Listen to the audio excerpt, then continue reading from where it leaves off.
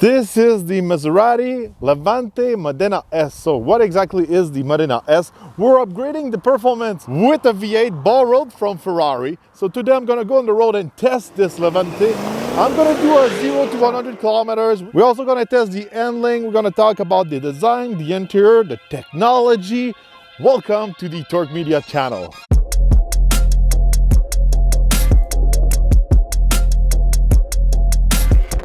Under the hood of this Levante Modena S, we can find an engine ball rod from Ferrari. It's a V8 3.8 liter twin turbo. This is good for 523 horsepower, 538 foot-pounds of torque.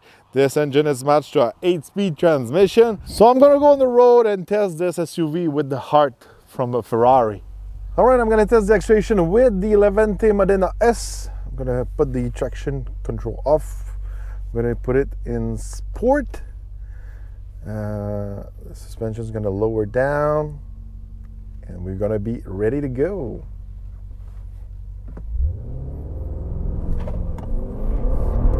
Strong. Oof. You can do the 0 to 100 in 4.2 seconds and 0 to 60 miles an hour in about 4 seconds flat, maybe lower than that.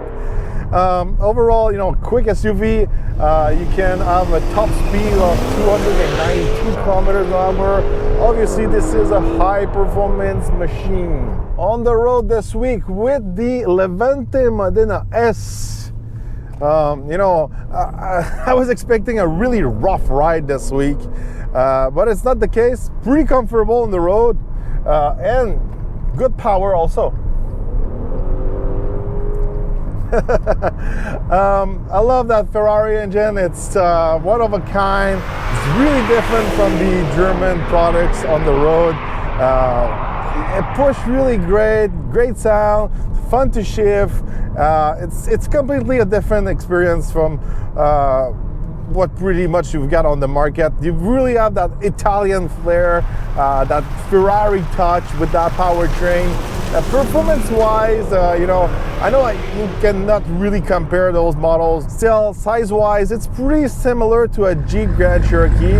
So performance-wise, just to give you a gauge, it's between the Grand Cherokee SRT8 and the Torq. It's not as powerful than the Torq, but it feels quicker than the SRT model. I'm really surprised on the road. The handling is great, the comfort is great.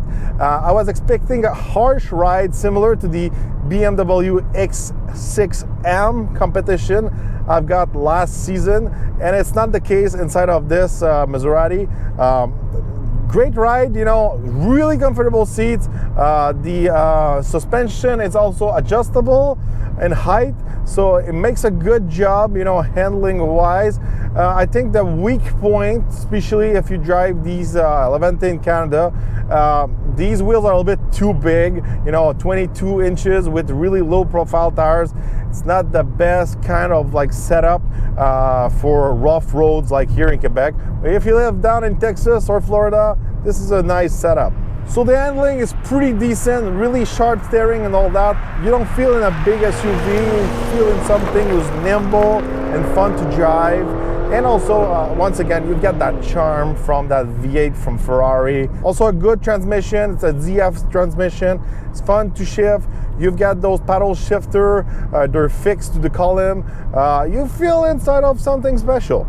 Design-wise, I think it's a good-looking truck, especially with that color. It's not for everyone this week, but I feel, with that color, it looks exotic.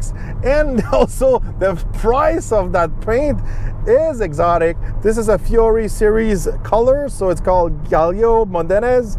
So it's good for $21,200 only for that paint. So really expensive, but still, I like that black and yellow vibe, or white and black. I think it looks really great, and all the logos are black, that trident from the Maserati logo. I think it looks great.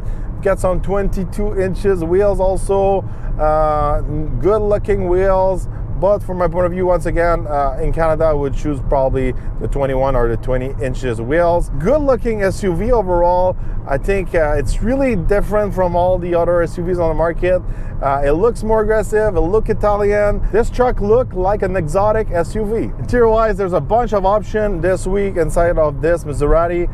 We've got the suede, finish for the roof and the columns and all that. Really nice finish. We've got that 3D carbon fiber, really cool finish. It's not, a gloss finish or a matte finish. It's like a raw carbon fiber. You can feel it and touch it. So it is really cool. It looks fragile from my point of view, but it's really different. It's also integrated to the seats. Those seats are really amazing, really comfortable. They look good. The comfort is there, the support is there, and the looks is also there. We've got some nice stitching in the headrest with the Maserati logo. I really like those seats. Overall, the rest of this, interior, obviously we've got those old school parts from Stellantis, old school cluster in front of me, old school kind of buttons for the climate. We've got the Uconnect system. Usually it works pretty well, but this week I had a lot of problem with it. My phone was always disconnecting, and sometimes when my phone was connected, the screen was frozen. So I was not impressed with that screen this week. But overall, obviously, you don't really buy these Maseratis for the latest technologies and the coolest interior.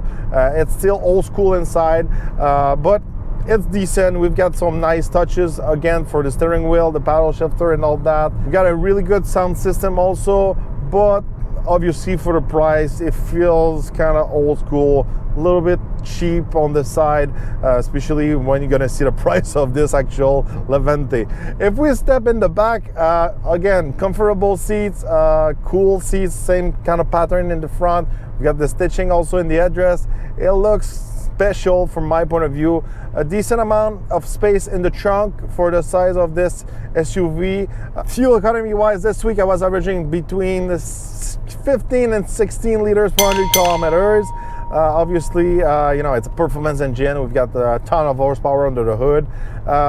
Again, if we're looking at the German products, these engines are more powerful, a little bit more better on fuel also, especially the Mercedes-Benz with the EQ boost and all that. The 63, I think it's a really good powertrain, or the V8 in the BMWs.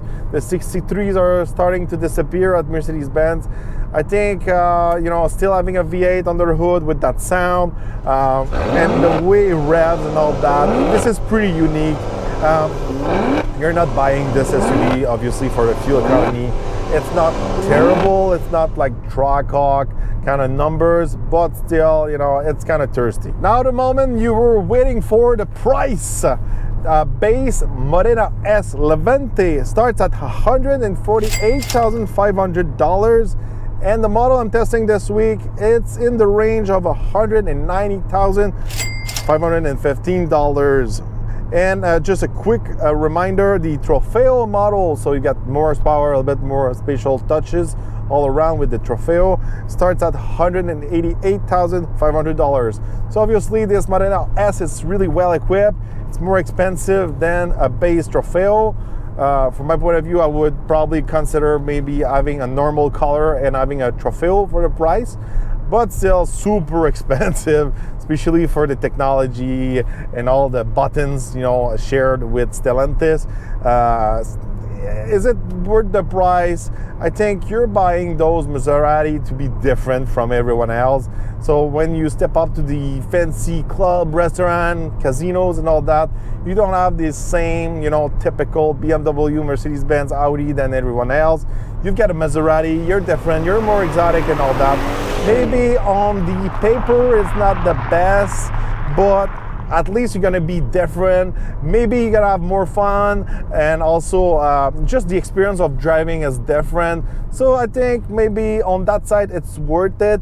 But still, obviously, if you put every numbers on the sheet and you're not emotional, you're more like a machine, obviously the German products makes way much more sense for the price. So let me know in the comments, what do you think about this Levante Modena S? Is it too expensive for what you get?